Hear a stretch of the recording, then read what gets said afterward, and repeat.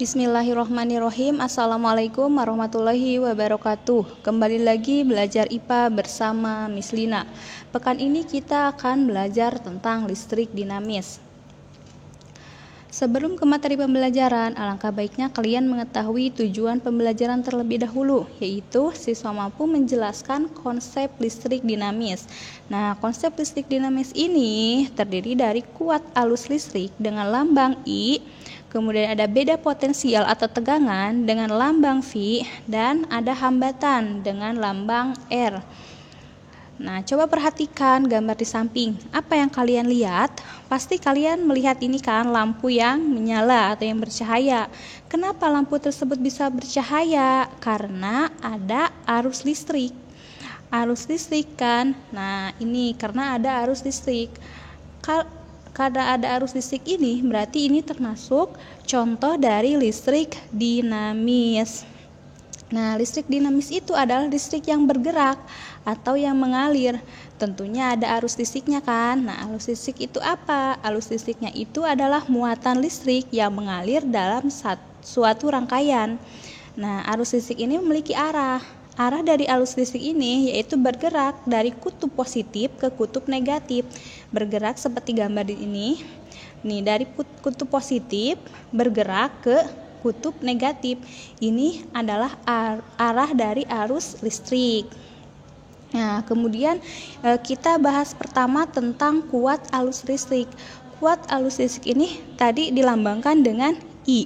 Nah, kuat arus listrik ini adalah jumlah muatan listrik yang mengalir setiap second. Satuan kuat arus listrik ini adalah ampere atau dilambangkan dengan A. Alat untuk mengukur besarnya arus listrik adalah amperemeter. Ini yang dinamakan dengan amperemeter untuk mengukur besarnya arus listrik. Kemudian ampere ini atau yang menemukan saat kuat arus listrik ini yaitu berhasil menemukan hubungan antara kuat arus listrik I, banyaknya muatan listrik dengan lambang Q, dan selang waktu dengan lambang T untuk perpindahan muatan, sehingga dinyatakan dengan persamaan berikut, yaitu I sama dengan Q per T, dengan keterangan I itu kuat arus listrik dengan satuan ampere, Q itu muatan listrik dengan satuan coulomb, dan T itu waktu dengan satuan second. Nah, kita masuk ke contoh soal. Arus listrik sebesar 2 ampere mengalir sepanjang kawat penghantar selama 2 menit. Tentukan muatan listrik yang berpindah. Nah, kita diketahui dulu nih, diketahui ada apa aja. Arus listrik sebesar 2 ampere berarti I-nya 2 ampere. Kemudian mengalir sepanjang kawat penghantar selama 2 menit. Berarti kalau 2 menit 2 dikali 60 berarti 120 detik atau second. Nah, kemudian yang ditanya apa? Tentukan muatan listrik yang berpindah. Yang ditanya berarti Q. Nah, tadi kan kita taunya rumusnya itu I sama dengan Q per T. Tapi yang ditanyakan Q, berarti apa rumusnya? Kita buat segitiga ajaib. Q, I kali T. Berarti kalau Q sama dengan I kali T. Kalau I tadi Q per T. Kalau T berarti Q per I. Jadi untuk menjawab pertanyaan tersebut kita menggunakan rumus ini. Q sama dengan I kali T. Nah, masukkan rumusnya. Q sama dengan I kali T. Q sama dengan I-nya berapa? 2. T-nya itu 120. Berarti Q-nya 240 coulomb. Coba perhatikan aliran air tersebut. Nah, coba lihat, perhatikan aliran air ini. Aliran air ini memiliki arus dan arusnya ini akan mengalir karena ada perbedaan ketinggian. Arus air ini akan mengalir dari daerah yang tinggi menuju daerah yang lebih rendah. Kenapa demikian?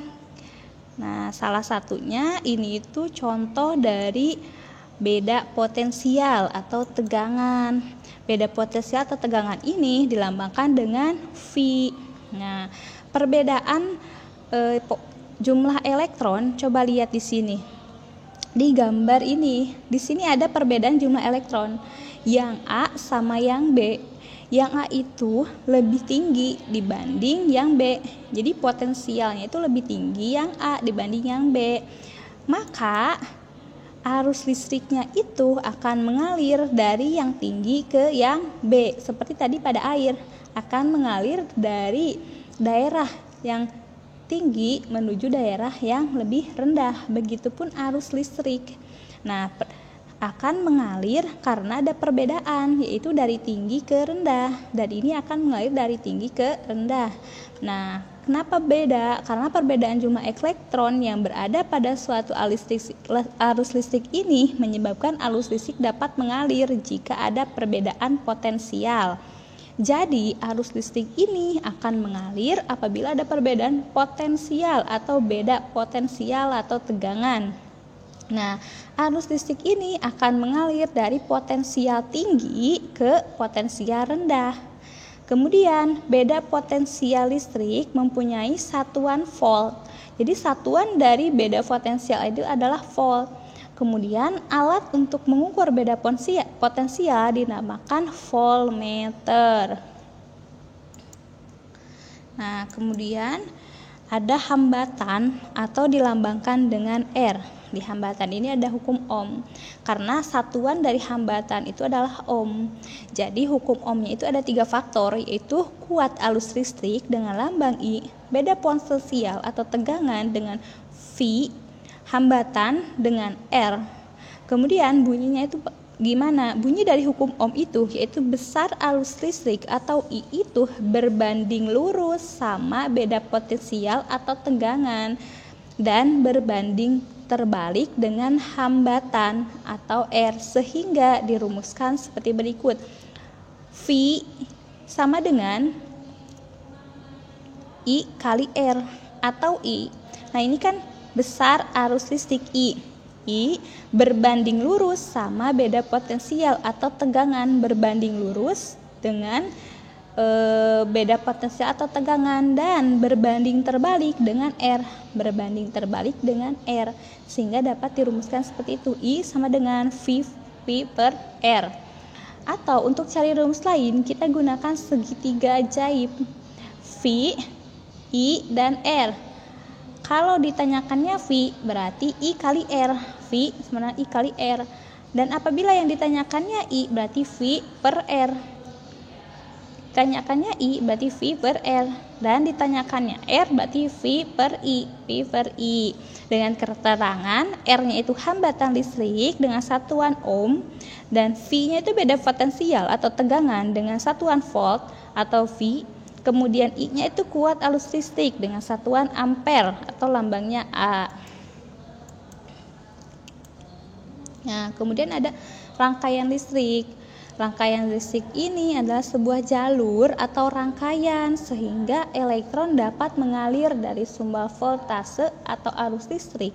Proses perpindahan elektron inilah yang kita kenal sebagai listrik. Nah, rangkaian listrik ini ada 2, ada rangkaian seri dan ada rangkaian paralel. Rangkaian seri ini merupakan sebuah rangkaian listrik yang komponennya disusun secara berderetan hanya melalui satu jalur aliran listrik. Ini contoh dari rangkaian listrik. Kemudian, rangkaian paralel itu sebuah rangkaian listrik yang komponennya itu disusun sejajar di mana terdapat lebih dari satu jalur listrik atau bercabang secara paralel. Jadi bercabang dan ini sejajar satu jalur. Nah, rangkaian seri itu contohnya sebuah rangkaian yang memiliki 2 resistor tapi hanya terdapat satu jalur kabel untuk mengalirkan listrik seperti pada gambar ini. Kemudian pada rangkaian seri arus listrik yang mengalir besarnya itu sama tiap elemen sehingga dirumuskan I masuk sama dengan I1, I2, I3 sampai IN sama dengan I keluar. Total hambatan resistor pada rangkaian seri merupakan penjumlahan masing-masing hambatan yang dirumuskan dengan R seri sama dengan R1 ditambah R2 ditambah R3 sampai jumlah yang ditanyakan. Seperti itu. Untuk ini rumus dari rangkaian seri.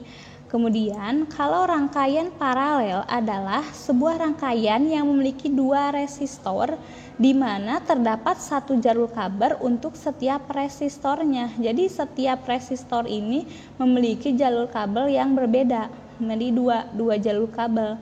Kalau tadi seri itu memiliki satu, kalau ini dua atau lebih. Nah, pada rangkaian paralel besarnya arus sebelum masuk ke cabang sama dengan besar arus setelah keluar dari cabang, sehingga dirumuskan I masuk sama dengan I1 ditambah I2 ditambah I3 sampai seterusnya sampai IN.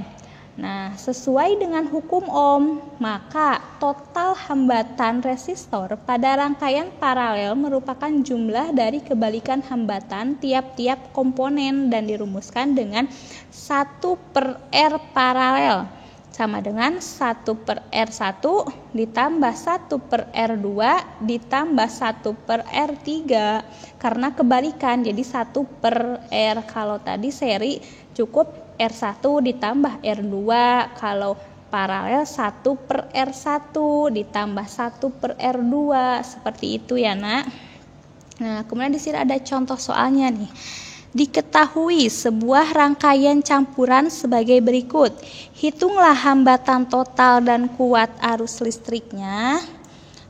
Nah, pembahasannya pada rangkaian campuran ada rangkaian seri dan paralel. Yang masuk rangkaian paralel adalah R4 ohm dan R2 ohm. Jadi yang ini termasuk paralel dan yang ini termasuk seri. Nah, sedangkan serinya 2 ohm dan 4 ohm. Nah, ini seri, ini paralel. Jadi ini campuran ya. Kemudian yang diketahuinya apa aja? R1, R4, dan volt. Ini voltnya 12 volt. Kemudian di rangkaian paralelnya ada 4 dan ada 12. Nah, yang ditanyanya itu apa? Yang ditanya itu tadi hambatan total dan kuat arus total. Hambatan total dan kuat arus. Nah, kemudian dijawab, kita mencari hambatan pengganti dulu. Hambatan pengganti dari rangkaian paralel yaitu 1/R paralel sama dengan 1/R2 ditambah 1/R3. Yang ini, yang rangkaian paralel, yaitu 1/4 ditambah 1/12. Untuk menyamakan penyebutnya harus dicari KPK-nya terlebih dahulu. KPK dari 4 dan 12 adalah 12. Jadi 1/R paralel sama dengan 1/4 ditambah 1/12 sama dengan disamain penyebutnya 12 jadi 3 dan 1. Jadi 4/12. Jadi R paralelnya 2/14 atau 3 ohm. Jadi hambatan totalnya itu R1 ditambah R paralel ditambah R4. R1 tadi yang paralel 1, R4 ditambah ini R paralel jadi 9 ohm. 2 tambah 3 tambah 4. Nah, kemudian untuk mencari arus listrik kita gunakan rumus I sama dengan V/R. V-nya tadi apa? 12 volt dan I-nya jadinya 9 ohm. Jadi I-nya itu 1,3 ampere, sehingga hambatan penggantinya adalah 9 ohm dan kuat arus listriknya adalah 1,3 ampere. Nah, di sini ada tugasnya, yaitu kerjakan halaman 165 nomor 6 dan 9. Kemudian kerjakan di buku tulis dan hasilnya dipoto dan dikirim ke WA Miss Lina. Alhamdulillah sudah selesai. Semoga ilmunya sampai ke kalian dan berkah untuk kehidupan kalian ke depannya. Assalamualaikum warahmatullahi wabarakatuh. Selamat belajar dan selamat mengerjakan anak-anak yang soleh.